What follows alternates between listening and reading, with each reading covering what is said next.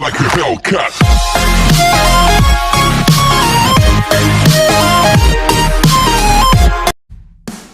When you talk about MJF and Chris Jericho, you're talking about two of the top stars in AEW. We really have nothing left to prove on our own. I'm a world champion, the first world champion in AEW, and MJF is a future world champion, no doubt about it. I think where the real danger comes in, though, put us together. I don't think we've ever seen a team like this in modern times.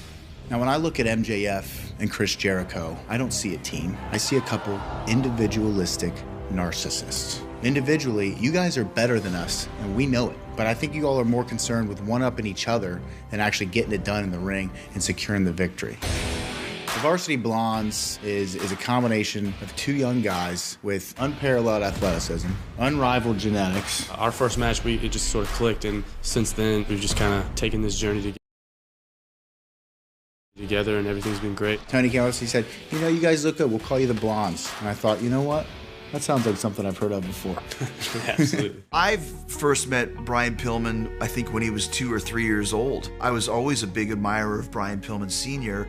and only met him one time. And he had a little bit of a soft spot for me, even though he just met me because he knew that I had trained in Calgary, which is where he trained. And he also told me, too, if you really want to make it in wrestling, you have to do something different. And I always carried that advice with me. I look around this locker room and it's really eerie to me because a lot of these people here, a lot of guys, they know my dad more than I ever got to know him. And to me, that's a learning experience. I can pick their brains, I can ask them for advice. And there are a lot of father figures for me in that locker room. I look up to Cody Rhodes, I look up to Dustin. And in a lot of ways, I look up to you, Chris. But when we step in that ring, it's no more brotherly love.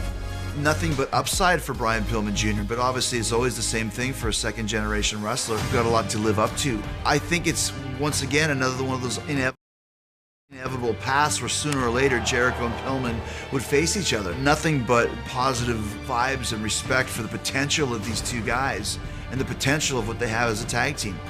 They just don't have the potential to beat Jericho and MJF at this stage of the game, and probably never.